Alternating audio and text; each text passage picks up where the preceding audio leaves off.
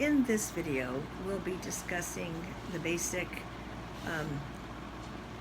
chemical composition of makeup. And it's not very extensive because makeup isn't all that complicated. It comes in three forms: mixtures, suspensions, and emulsions.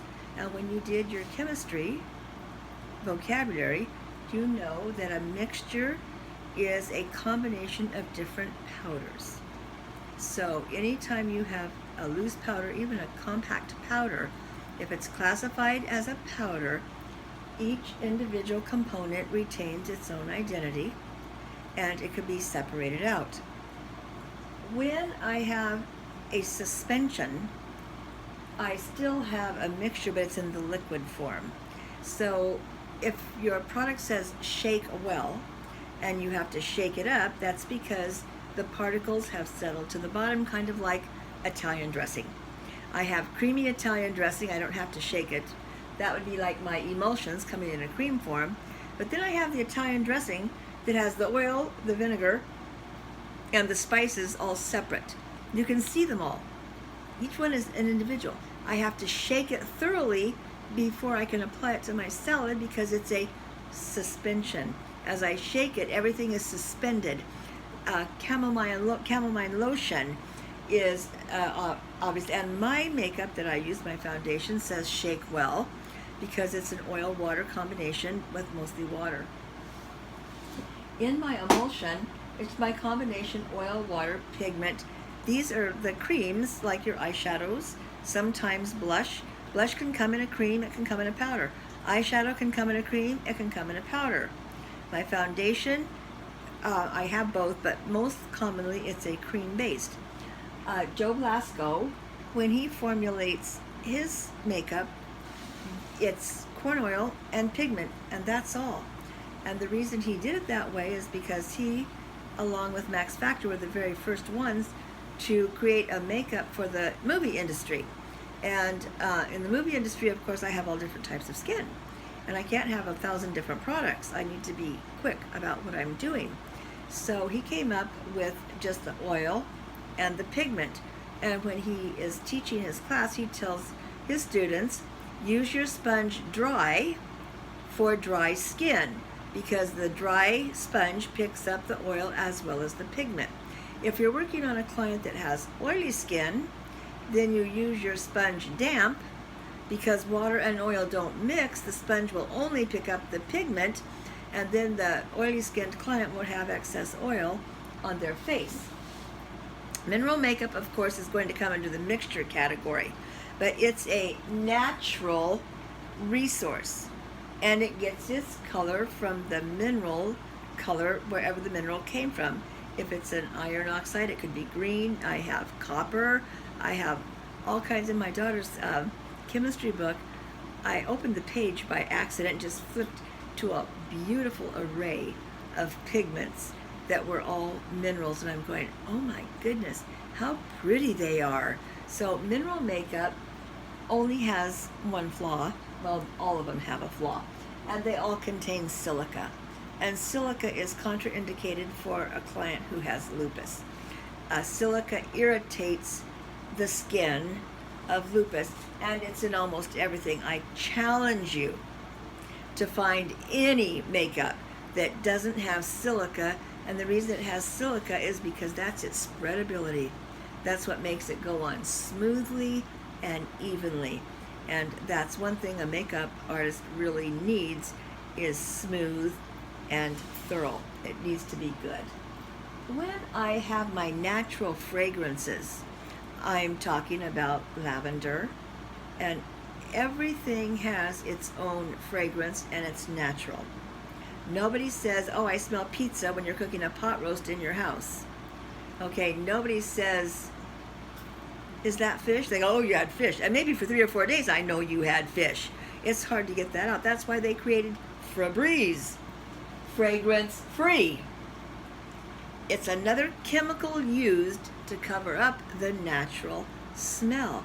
So fragrance free is not necessarily an option, because it just means the chemist has added more chemicals to mask the fragrance of the the material that's in it. I need to be careful of my F, D, and C, or my D and C numbers 1, 19, 27, 3, 4, 5, whatever number follows. Food, drug, and cosmetic, or drug and cosmetic is followed by a number. That is an artificial pigment, and it comes from either petroleum or coal tar. And since gasoline comes from coal tar, petroleum comes from coal tar, and coal tar is notoriously cancerous and is tested on animals. When we did the hair coloring segment, the FDA, Food and Drug Administration, took the hair color with the aniline and or the paraphenyldiamine, that coal tar derivative, and they injected it in the mice, and the mice developed cancer. So if I have an F, D, and C food coloring, that was tested on an animal. Now I'm buying it from a company, and I'm creating my formulation. I can say that my formula was not tested on animals, because after I pulled everything together, I didn't test it on animals. I didn't have to. That was already done. So just because it says our product was not tested on animals doesn't mean that it's not. When it says, when your ingredients say fragrance, okay, that usually masks another whole slew of ingredients that could be very toxic to your skin, because they're, quote, protecting the secret formula.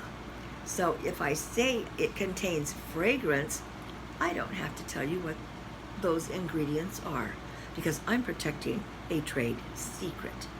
Be careful of somebody who's advertising that way, because automatically that red flag should come up when you see BHA in a product.